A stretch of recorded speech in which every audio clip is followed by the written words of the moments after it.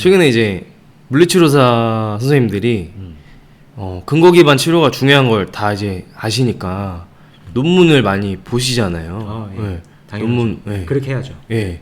논문 보고 근거 기반으로 치료를 하려고 좀 노력을 많이 하시는 것 같아요. 최근에는 좀 그렇게 많이 하시는 것 같은데 이제 저희가 예전에 하던 치료 방식은, 그러니까 물리치료사들이 예전에 쓰던 치료 방식은 사실 근거가 약한 것들이 좀 많았잖아요. 근거, 네. 예. 네. 근거 수준이 약한 것들이 많았는데 논문에서는, 그러니까 논문을 찾아보면 그게 이제 좀 부정을 당하는 느낌을 받으니까 기존에 하던 치료들이 부정을 당하는 느낌을 받으니까 거기서 좀 그러니까 치료사의 자신감이 많이 떨어지는 경우가 많은 것 같아요. 네. 그래서 저도 그랬고 이제 근거 기반 치료를 막 해야지 할 때부터 저도 그랬고 내가 여지껏 뭘 한 거지? 약간 네. 그러니까 내가 하고 있던 치료가 틀린 치료였나? 약간 이런 식으로 이제 생각을 많이 하게 되고 그러다 보니까 그럼 나는 치료를 어떻게 해야 되지? 약간 이런 생각을 많이 하게 되는 것 같아요. 특히 이제 근거 기반에서 최근의 이론들을 이제 생물 심리 사회 모델에 관한 이제 이론이라든가 그런 걸 많이 접하시는 분들이 그런 식으로 자신감이 많이 부셔지는 경우가 많은 것 같아요. 네, 그러면 이제 치료도 잘 오히려 안 된다고 해야 될까요? 네. 내가 하는 거에 자신감이 좀 없고 하니까 주눅 들고 좀 치료도 잘 안 되고 그랬던 경험이 몇 번 있어요. 네, 과거에 이제 그랬고 그거를 좀 어떻게 하는 게 좋을지 그런 걸 느끼시는 분들이 많다는 걸 오늘도 느꼈거든요, 사실. 네. 그래서 어떤 식으로 좀 해결이라고 할까요? 어떤 식으로 생각을 해보면 좋을지 그거를. 질문입니까? 네. 제가 얘기를 할까요? 상당히 어려운 질문인데. 그럼 생각 있으시면 한번 의견을 좀 얘기해 주시죠. 제 생각에는 그러니까 그냥 제 생각인데 좀 패러다임 전환이 일어난다고 생각할 수 있잖아요. 맞아요. 기존에 바이오 메카니컬적인 모델만 보던 우리 치료사들이 이제 생물 심리 사회가 통합된 모델로 이제 넘어가면서 이쪽의 중재를 접하게 되면서 약간의 그런 자신감도 떨어지고 좀 허무함을 많이 느낄 수 있을 것 같아요. 근데 그런 허무함이나 그 무망한 감정이 없으면 다시 시작을 새로 안 하게 될 것 같다는 느낌도 들거든요. 그러니까 당연히 변화하는 과정에서 이제 고통이 어느 정도 수반이 되는 게 좀 당연한 거고, 네. 그게 그 당시는 되게 괴롭지만 지금 또 생각해 보면 내가 이런 걸 접해서 그런 감정을 느끼지 않았으면 이제 계속 좀 근거 없는 치료를 그냥 하게 된다든지 그러고 있을 것 같거든요, 지금도. 네. 근데 이제 그런 감정을 한번 느껴보고 이제 당연히 물론 힘들죠. 너무 힘들고 좀 자신감도 없어지고 하는데. 그렇죠. 네. 예.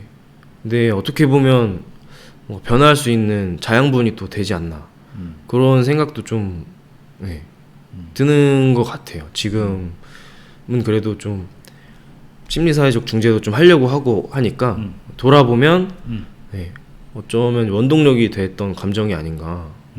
부정적인 좀 감정이었을 수도 있는데 그런 생각도 좀 듭니다. 뭐 일단은 이제 물리치료사는 전문가입니까? 전문가입니다. 전문가. 네, 전문가입니다. 네.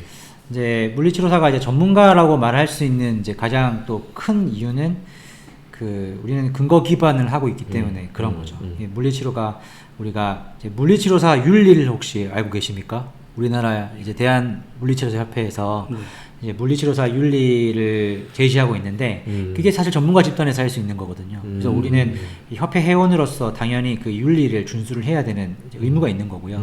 근데 그 윤리를 보면은 우리는 산학 연구에 동참하고 우리가 연구를 또 생산하기도 하고 또 그걸 소비할 수가 있는 소비를 해야만 하는 이제 그런 영역에 있는 거예요. 그래서 우리가 잘해, 우리가 전문가야 이렇게 얘기하는 게 아니라 사실 그거를 정말 과학적으로 입증을 해낼 수 있어야 그게 정말 이 보건의료 전문가라고 할 수가 있는 거거든요. 그걸로 이제 다른 단체와 소통을 할 수 있는 것이고 국민의 건강에 정말 우리가 기여할 수 있는 것들을 사실은 보여줘야 되는 부분이기 때문에 따라서 우리가 근거 기반으로 우리가 우리의 치료를 점검을 하고 스스로가 이제 그걸 통해서 더 발전하는 것은 당연한 우리의 하나의 책무라고도 볼 수 있어요. 그래서 그거를 우리가 좀 등한시하거나 그랬을 때는 사실은 우리가 전문가라고 딱 자신 있게 말하기가 좀 어려운 부분들이 좀 있기 때문에 그렇습니다. 또한 당연히 우리가 치료를 선택함에 있어서 최선의 방법으로 환자에게 치료를 제공해야 되는 것도 이것도 하나의 윤리적인 문제예요. 그렇죠. 그냥 이거는 우리의 기호라기보다는 사실은 최상의 치료를 제공하는 것이 그래서 그걸 통해서 환자를 돕는 것이 또 바람직한 방법이기도 하죠. 그래서 우리가 그것들을 필요하다는 필요성에 대해서는 이해하고 있는데 다만 이제 이게 굉장히 과도기에 있다라는 생각은 들어요. 그러니까 기존에 내가 배우던 방식들, 내가 익혔던 그런 방식에 우리는 너무 익숙해져 있는데 근거 기반으로 봤을 때는 이제 고전적인 그런 치료에 대해서는 사실 그렇게 효과성에 대한 의문을 제기하고 근데 그건 사실은 물리치료뿐만 아니라 다른 현대의학에서도 그렇죠. 특별히 만성통증 분야에서는 현대의학이 그렇게 힘을 발휘하지 못하거든요. 그거는 이제 만성통증 환자를 또 치료하다 보면 한계들이 부딪히게 됩니다. 그래서 그런 건 당연한 어떤 하나의 결과라고도 또 볼 수 있기 때문에 그래서 우리가 좀 여기서 고민이 좀 필요한 것 같아요. 그래서 이게 가독이기 때문에 뭐 지금 당장 생물심리사회적 통증 모델을 가지고 환자를 모두 다 해야 됩니다라고 말하기에는 아직까지 우리는 그거에 대한 이해 지식이 부족하고 또 접근한 그런 경험적인 것도 조금 축적되어 있지 않기 때문에 좀 여기서는 진짜 현타가 올 것이고 좀 그럴 거예요. 그래서 이제 스스로가 좀 어느 부분에서는 좀 타협점이 있지 않아야 될까. 그러니까 내가 이 부분에 대한 연구와 학습과 이 배움의 기회를 자꾸 살리면서 이제 자꾸 이제 생물심리사회적으로 환자를 보는 거에 대한 것들을 늘려가면서 하지만 그게 아직까지 완벽하게 준비되지 않기 때문에 이제 기존의 하는 방식에 대한 이점도 살려가는 거예요. 그래서 이게 바이오메카닉, 바이오메디컬, 뭐 신체의학, 신체역학적인 그런 부분에서 우리가 취해야 될 이득을 취하면서 그게 생물심리사회가 나온 배경이 그 이전 모델의 한계점이 있기 때문에 이제 새로운 게 나오는 그쵸. 거니까 그거에 이제 한계를 보완할 수 있는 용도로서 생물심리사회적인 치료 모델을 또 이용하면 되는 것이고 시간이 지나면 생물심리사회보다 더 좋은 것도 나오겠죠. 그렇죠. 그럴 수도 있죠. 그럼 그때 가서는 또 우리가 또 게을리하지 않고 또 그 부분에 대한 또 학습들이 필요할 겁니다. 그래서 전문가라면 특히나 이렇게 빠르게 변하는 이제 과학과 의학 분야에 우리가 몸담고 있기 때문에 그런 부분에서 빠르게 변하는 거에 좀 민첩하게 대응할 필요는 있죠. 거기서 이제 우리가 좀 뭐랄까 우리 거 과거에 했던 것만 고수하게 되면은 또 우리는 이제 더 발전이 없게 되는 것이고 잘하면 이게 조로의 기회이기도 해죠. 그렇죠. 조금 더 우리의 역량을 넓힐 수 있는 또 기회로 발판을 삼으시면 어떨까.